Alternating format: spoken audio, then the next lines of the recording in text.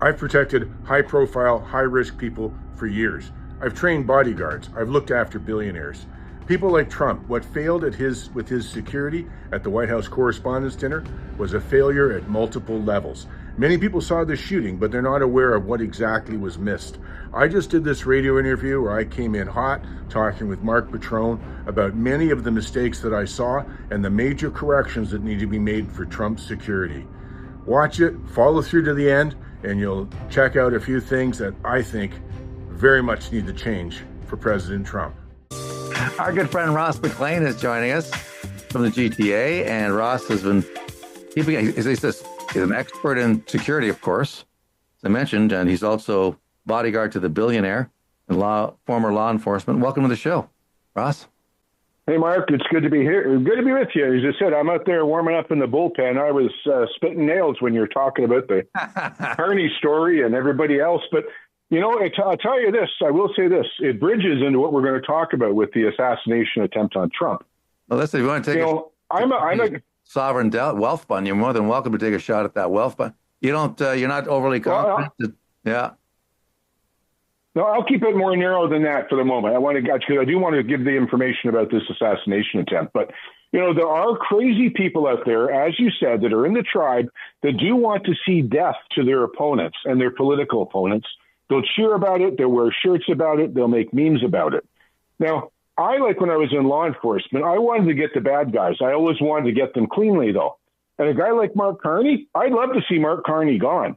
But I don't want to see anybody shoot him. I don't want to see an assassination. I want to see him with his hand in the cookie jar and get charged and lose office and whatever else there may be there. I want him to lose office legitimately, not through means of violence and other things. But that's what you're seeing, and that's what's led to this attack in the States. And as a close protection guy, I can tell you the mentally ill or troubled are always ones you worry about, and they're the most difficult, Mark. All right. So you saw some of the video.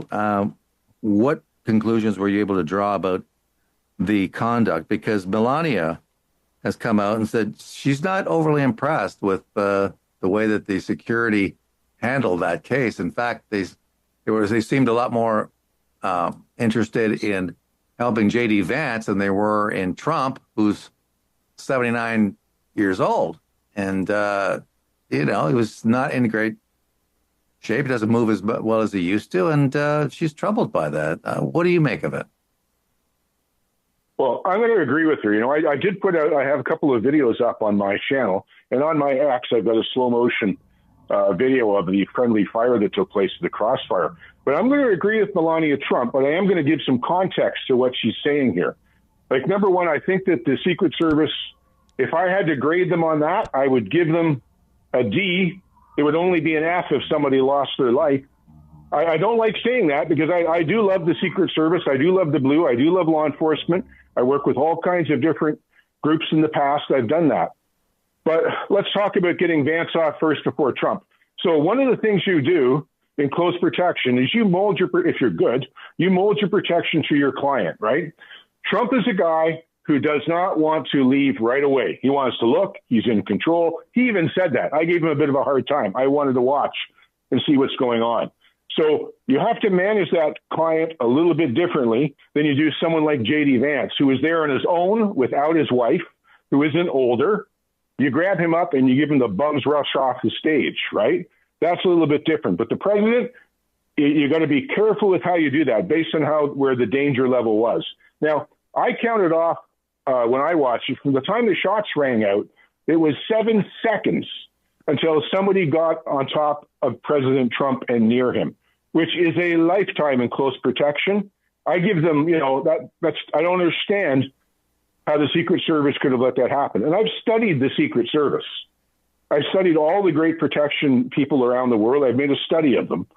And I know that in the past, they were way better than what they are now. Now they just seem to have fallen apart with rot from the top. And it's not any better with Trump's friend who he's got in there in charge of it, this guy Curran. It's just not any better, Mark. And I'm going to tell you the reason why these Secret Service guys should be better. When I did my studying for close protection, I developed my own techniques for it, my own courses, working off the best ones. I discovered that in most assassination attempts, they try to take out the driver or the close protection guy first before they kill the client. So I used to say to people, I'm not really there to take a bullet for the client. I'm there to make sure nobody gets a bullet going because it's probably coming for me first. And I just watched this very sloppy coverage. I can tell you a couple of tricks that they should have had, which I didn't see. And I'm not giving too much away here. I don't like to give away tricks, but they had someone who was serving wine and stuff and up at the table filling the water glasses for everybody, for Trump and everybody, right? That person should have been a Secret Service agent, somebody with a machine pistol on, with a little bullet-resistant case thing that you can throw up, standing there looking like a waiter. I think they had a little band playing just in behind Trump. One of those guys should have been a Secret Service agent trained with a submachine pistol right on him, and once again, something to throw up to protect the president. In the front row, right in front of the president, sitting down the tables, should have been a Secret Service agent with all of the same-ish things, looking like he's a guest.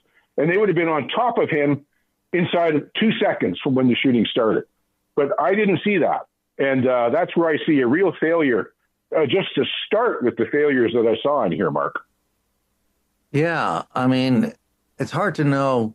It's hard to piece together how they performed. I mean, you're an expert in this sort of thing, so you know what to look for. I mean, it seems like they got their guns out in an awful big hurry. Some of the video that I saw, and see, to me, it's a miracle that this guy did not kill anybody. I mean, you figure if he's armed, you know, he could have taken out somebody, and yet he ended up getting nobody. So doesn't that suggest to you that the security did their job or not? What am I missing here? No, they didn't do their job because you never get that close. You never allow anybody to get that close. Okay. Let's look at, there's different rings. So when you set a protection for a VIP like this, especially a high threat level target, and there's no one higher than the President of the United States, you build out concentric rings of security, and they get tighter the closer you get to the president. So let's take that famous spot out in the hallway where you see the guy running and sprinting past everybody. Most people have seen that video. I have it on my X. It's on my X feed. If people want to go there, they can see it. And the guy just ran right through the checkpoint. He just ran right through it. So one of the absolute basics of close protection, the U.S. learned this in a miserable way back in Lebanon, in Beirut. When they had a guy with a truck, they took a truck, they loaded it up with dynamite and explosives, and they just drove it right into the Marine barracks and killed hundreds of Marines. Since then, guess what? You have to run a little snaky thing with all kinds of blocks up. You can't get a run and go in somewhere. So they should have had a series of tables and things set up so you just can't run right through obstacles. That's fundamental. And they didn't have that. So I'm just at a loss as to explain what it is they thought that they were doing with protecting a room full of the most valuable assets in the entire world as far as close protection goes. Now, what do you think of the rhetoric that was used? I mean, it's supposed to be funny. There's nothing funny about it, but Jimmy Kimmel and what he said, this was in the lead. This was days before what happened, but let's listen to what Kimmel said. Our First Lady Melania is here. Look at Melania, so beautiful. Mrs. Trump, you have a glow like an expectant widow. Yeah, the glow of an expectant widow. And then considering what we saw a couple of days, I mean, if you're talking about people out there who are looking for any excuse whatsoever to take a shot at the president, and you hear stuff like this, the hateful, unfunny stuff coming out of the mouth of Jimmy Kimmel, to what degree could that push, say, a guy who's not wrapped too tight as it is, over the edge to the point where he actually will do it? You know, get weapons, firearms, knives, whatever this guy had, and try to murder the commander-in-chief. Yeah, well, what that is that's part of the conditioning of a psyop, right? A psychic operation to get people going. What that is that helps to give permission to do something you otherwise would not do. This is something that's used a lot by the Democrats in their politicking and things like this. And so what you do when you turn around and you make that and everybody laughs at the joke. Now, it's okay to laugh about making a widow of a woman. It's okay to laugh at making the president assassinated, and they all laugh. And so what happens, it creates permission to go do something bad. And when you have mentally ill people like this guy, and you see this with a lot of presidential assassins, right? The cheese is already off the cracker a little bit. There's some discussion about whether or not they're encouraged or helped along in what they're doing for things like this, which, by the way, if I was running the Secret Service, I would get all of Jimmy Kimmel's writers and all of his emails, all of his phones, and see who he was talking to, or if anybody was talking to him about this. This joke comes out a couple of days before it happens. And that's not a reach, because we've seen some different things happen lately, like before the Butler assassination attempt on Trump. CNN, that's the only rally that they ever wanted to cover, was the Butler one. The top photographer from the New York Times had his camera set for a special speed that you can only use to capture speeding bullets going across. And he was right down front taking pictures when things were going on. We don't know that anybody's ever looked into all of this, but it's a big deal to take out a president. So I'm giving you, of course, the farthest reaches of things to look for. But what Kimmel is doing, what the media is doing, when they talk about this as a joke, it's okay. When Obama says they bring a knife, you bring a gun, all this, it's giving permission to people. So I would say to people, hey, you're a kid, you're going in the store. Hey, let's steal a chocolate bar. Don't worry, everybody steals chocolate bars. Look, Billy's come on, let's go in. And then the kid will steal a chocolate bar. Maybe he gets caught, maybe he doesn't. It's called granting permission, Mark. And that's the worst thing about stuff like that. It creates a culture of permission to do evil. Yeah, and it's not stopping. I mean, it just seems like these people have been pushed to such a psychotic state. I'm talking about media types. I'm talking about the Trump hatred. It's just gone so far that you're right. Somebody willing to do that, or somebody who develops a strong feelings of hatred towards the president, thinks I'm perfectly justified in getting a gun and going after him. And the media seems to be egging these people on. Now with the latest, of course, being the reading of this guy's manifesto as if it's, justification. They treat it like it's justification. Well, this is, what he says, and we have to listen to it. Well, he's obviously a lunatic. Why are you granting him the kind of platform that he probably craves? And I think the message it sends to others out there is, hey, take a shot at the president, and we will read your manifesto. We'll tell everybody about why you did it, and you'll be famous. I mean, you know what I mean? It offers people out there a sense of, yeah, if I do this, I'm going to be a big man. I'm going to be taking out a really bad person in the White House right now, and I'm going to be doing great, and people will love me, and I'll be a hero. Because the left is trying to encourage that mindset. I mean, am I wrong? No, you're exactly right. But let me point out the contradiction here. What manifesto? Remember the trans shooter that went in and shot up the Christian school and murdered 9-year-olds and little kids? Yeah. And all that manifesto? They would not let that out. They would put people in jail if they tried to publish that. If you tried to write about it, they wouldn't let it get released or anything else. They did not want that manifesto out, did they, Mark? Absolutely not. Because that was a violent act that they disagreed with. But if it's a violent act that they agree with because they hate Trump as much as anybody, then, yeah, let it out. Let the manifesto out. The first thing you hear about was the fact that this guy thought that, the limit had been reached in terms of allowing Trump to do what he's doing. And, it's, I want to read part of this thing. I mean, this guy, yeah, okay, it says this, Benny Johnson posted it, the full manifesto. So I'm going to say, hello, everybody.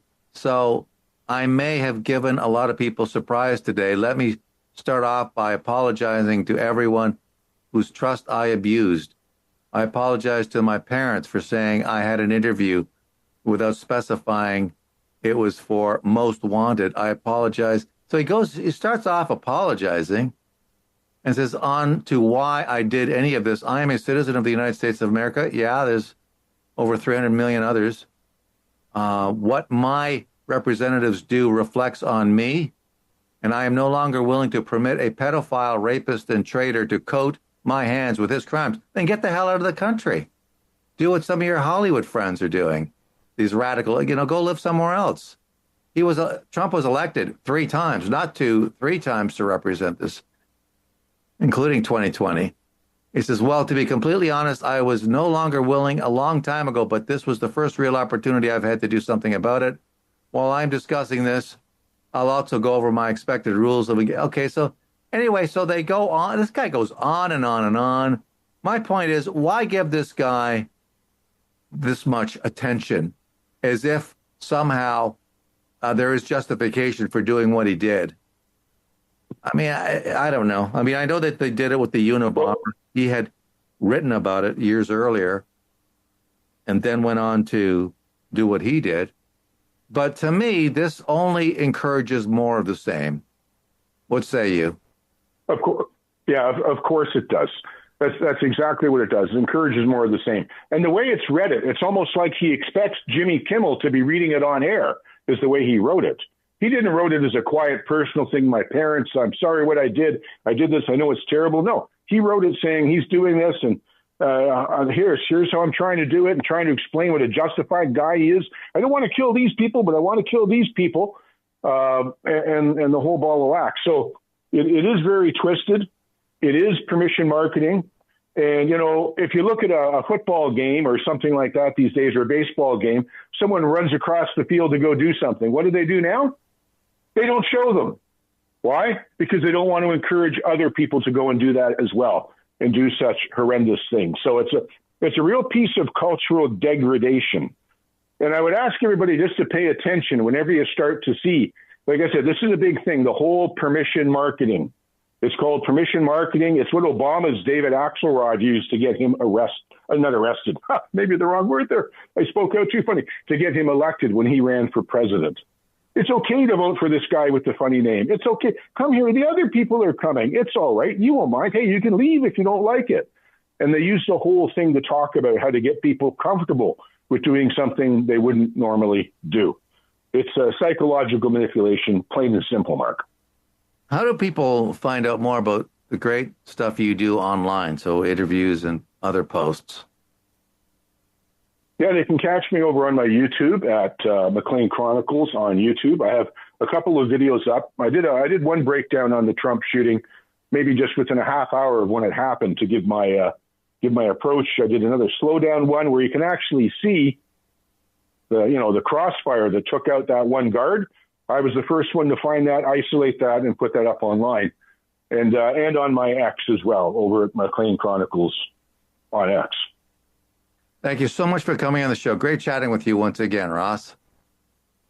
Appreciate you and the listeners, Mark. Cheers. Cheers, brother. All right, we're going to take a brief time out. Back with more on News Talk Saga 960 and the Mark Petrona Show. We'll see you on the flip side.